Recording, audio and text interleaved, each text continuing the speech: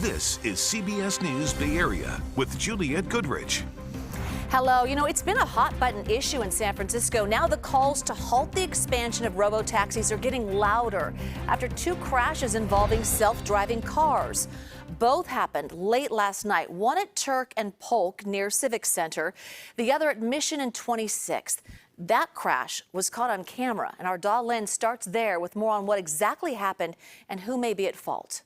This crash happened early Friday morning in the Mission. San Francisco police say this Cruise robotaxi entered the intersection on a green light when a Dodge Charger plowed into the self-driving car. Cruise says the driverless car detected the Charger before the impact and braked. You just hear like a loud skr and it's just boom. We're like, uh-oh, is someone injured? And we kind of just rushed over here. The crash so loud, Harry Porce and his roommate heard it from their apartment 1 block away. The Dodge was completely totaled. I mean, it was just wiped. There's fluid leaking everywhere. Airbags were all deployed, and it seemed scary, and fortunately the person was okay and no injuries. San Francisco police do not suspect DUI in this crash. The human-operated vehicle had likely run a red light, resulting in the collision. So in this case, the autonomous vehicle did not appear to be at fault for the collision. But they do believe Cruise was at fault for this collision with a fire engine in the Tenderloin. Happened 2 hours before, around 10:20 p.m. Thursday night. Officers say a San Francisco fire truck was responding to an emergency and collided with the robotaxi at Polk and Turk Streets. No injuries to firefighters. They say the driverless Cruise had the green light. Paramedics transported a passenger in the robotaxi to the hospital with non-life-threatening injuries. The fire engine was operating in a Code 3 emergency mode with lights and sirens. And it's just really a reminder to everyone that you are required to yield, whether it's a vehicle driven by a human operator, an autonomous vehicle. The collisions came a day after city leaders asked state regulators to halt the expansion of robotaxis. They say self-driving cars still have a lot of technical bugs and are not ready for prime time. I'm against it. I feel like it's just not ready. Harry admits robots don't drive distracted and they don't drink and drive. But he argues robots can't think and react fast to police scenes like this. This self-driving car was stuck behind police tapes for about 5 minutes earlier this week. I don't agree with them. I don't think they're safe. And even if they do promise all of these things, at the end of the day, they're just robots and they're eventually going to mess up too. It's unclear why the self-driving car did not yield to an emergency vehicle. Cruise says it's investigating to better understand the problem. And just in the past 90 minutes, the DMV told us that Cruise has agreed to slash its driverless operation in San Francisco by half while those crashes are investigated. That means the company will have no more than 50 driverless cars in operation during the day and 150 at night.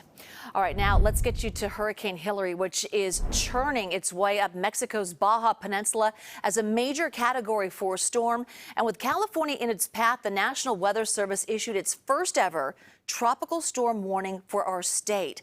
So Cabo San Lucas, check this out, in Mexico, looking like a ghost town today. Restaurants empty, sandbags, barricades are up, and the water's already looking rough. So by the time it reaches California, it will weaken, but it could still bring catastrophic flooding. So Paul Hagen's been tracking it. So where are things now? Yeah, it's still a major Category 4 hurricane, but that distinction between hurricane, tropical storm is only based on the wind speeds, not the amount of moisture and the flooding threat that goes with it. So this is still going to be a significant system, unfortunately, as it moves into California over the weekend. Here's where Hurricane Hilary is right now, still off the southwestern tip of the Baja Peninsula, Cabo San Lucas there. It is to the southwest of that, and it's going to track to the north as we head through the rest of tonight. It's already kind of made that turn, but it's going to weaken as it encounters not only cooler sea surface temperatures, but also it interacts with the land of the Baja Peninsula. Weakens down to a Category 1 hurricane by Sunday morning, weakens to a tropical storm before it moves into Southern California later in the day Sunday. But again, first tropical storm in 84 years to actually move into California, and then it continues to weaken, becomes post-tropical as we head through the rest of Sunday and into Monday. The amount of rain is going to be the first concern because that rain already is going to move in late tomorrow. When you add it up through the weekend into Monday morning, we're talking about 2 to 4 inches of rain on a widespread basis, even around Los Angeles and San Diego, with 4+ inch amounts farther inland. Those desert locations, the landscape cannot absorb nearly that amount of moisture in such a short amount of time, which significantly increases that flooding threat. The wind energy is going to be concentrated around the center of the storm, which isn't going to move in until later in the day on Sunday. But by Sunday afternoon, all those purple shaded areas inland likely to see 50+ mile-an-hour wind gusts. So it's not just the flooding and landslide threat, but it's also the potential of some power outages because of those gusty winds accompanying the dying remnants of Hurricane Hilary. Again, falling apart as it moves into California, which is always the case, but the storm is strong enough now and moving fast enough, it'll be able to hold on to some of its strength as it moves in. Wow, so much rain in such a short period of time, which is scary. Yep. All right, Paul, thank you. So let's put it in perspective. The last time a tropical storm made landfall in California was back in 1939. Historic footage and photos captured the aftermath from Huntington Beach to Malibu. Beach communities were flooded. The storm destroyed boats and washed away homes. The LA River also spilled its banks and flooded downtown. And now with history potentially repeating itself, communities in Southern California are bracing for the worst. Michelle Geely shows us how Orange County is preparing. Rules of plastic are put in place as a precaution on the unstable slope below San Clemente's beloved cultural center, Casa Romantica. 2 recent landslides have severely damaged parts of the historic property, and the concern is that this latest storm could cause further damage. We're expecting a good amount of rainfall as the storm approaches us, in addition to some wind and storm surge and other things, but in particular the rainfall. If that rain soaks in, it will destabilize this slope. That's what we've seen before, is when it gets very wet, it starts to slough off and go down the hillside. Here's an example of that happening in April. Tons of dirt and debris fell, which impacted the train tracks, forcing a closure. Officials hope to avoid that this time. Just to the south of Casa Romantica is another area of concern. It's called Cotton's Point.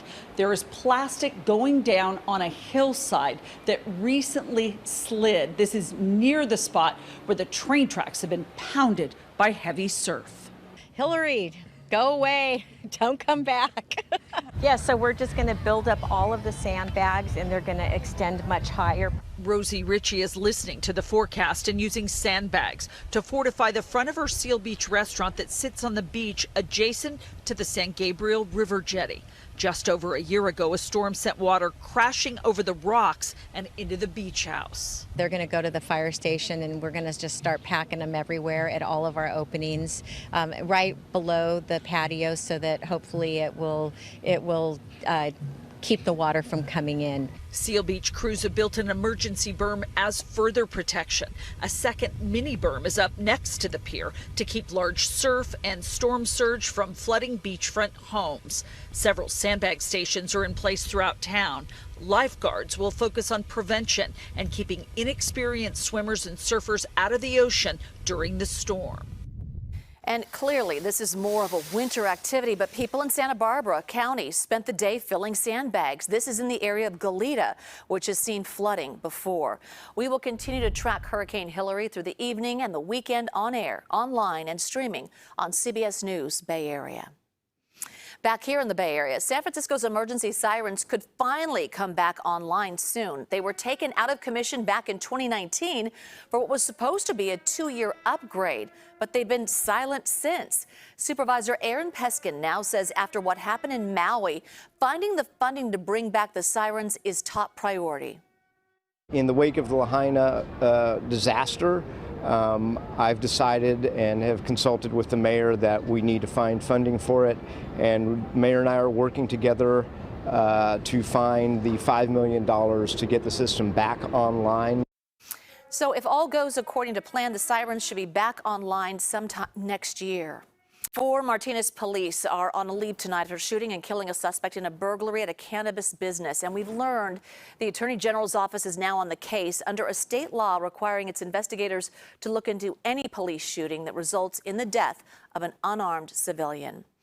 Officers responding to an overnight alarm at Velvet on Sunrise Drive say they found multiple people and 2 vehicles at the business. It's unclear exactly what happened next.